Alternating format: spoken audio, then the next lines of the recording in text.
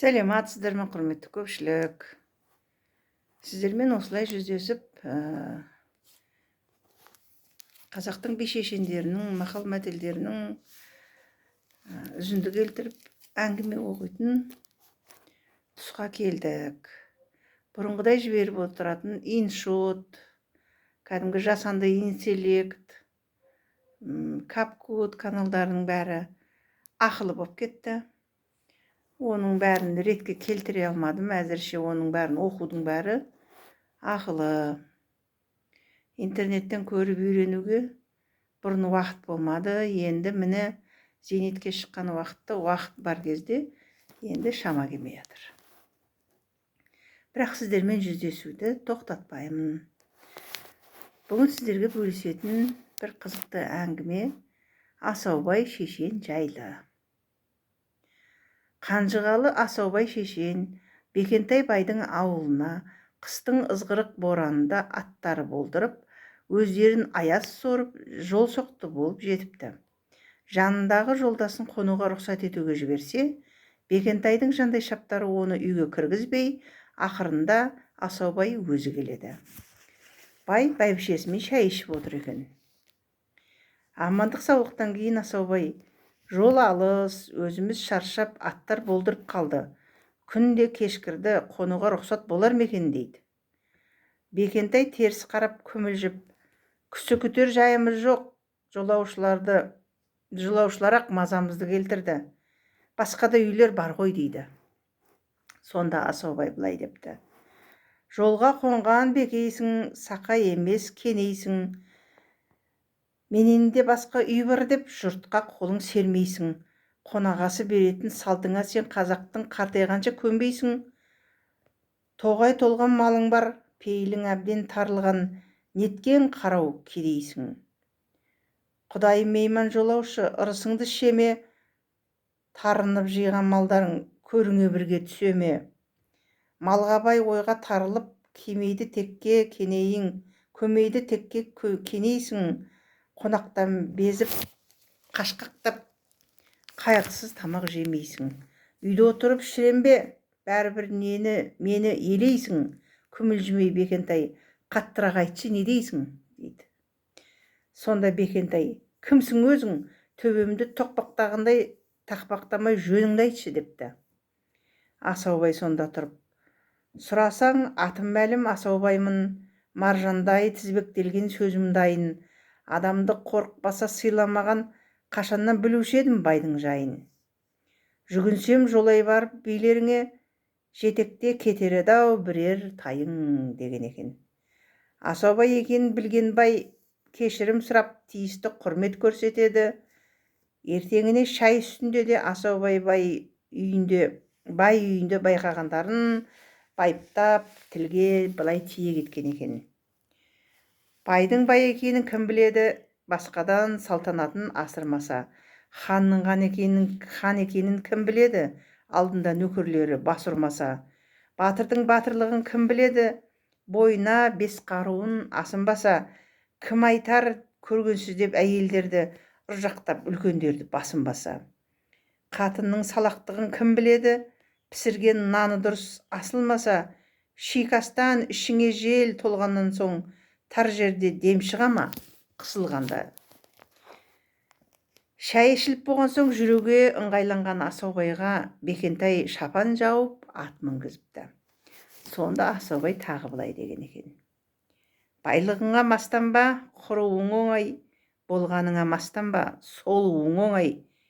Жан-жағыңды жалмаса, жарым жалғыз қалуың оңай.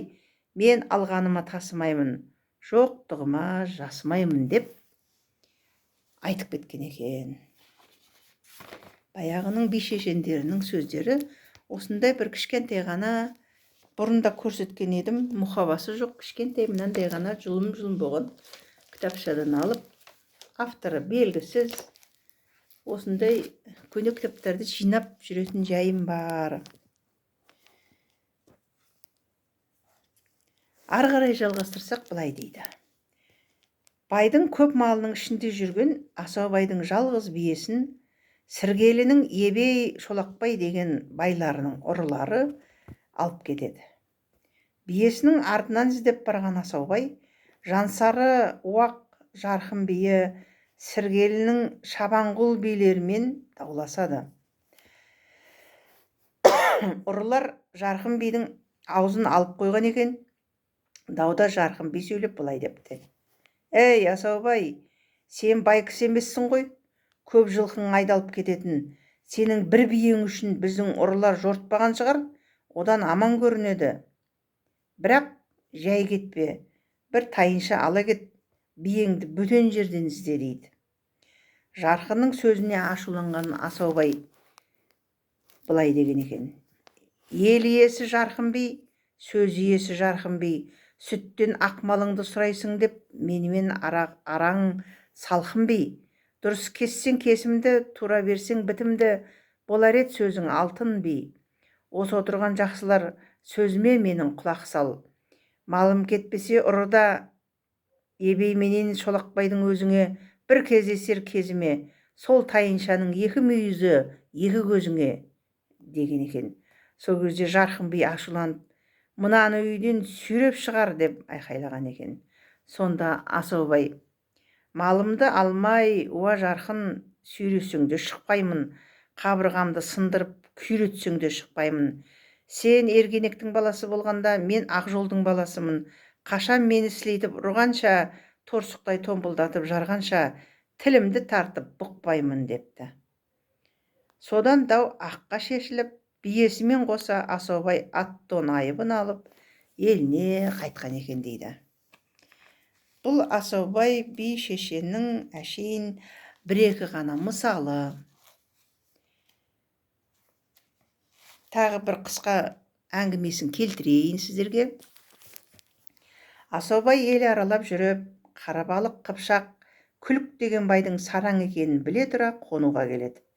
Қасындағы жолдас жігітке: «Үйіне кіріп қонуға рұқсат сұра, жөніңді айт» деп тапсырады. Жігіт сәлем беріп үйіне кіріп келсе, қос жастыққа жантайып жатқан Күлік берген сәлемді алмастан келген жігітке былай дейді: «Жолаушының жолына тігіп қойған үйі жоқ, бара беріңдер» деген екен.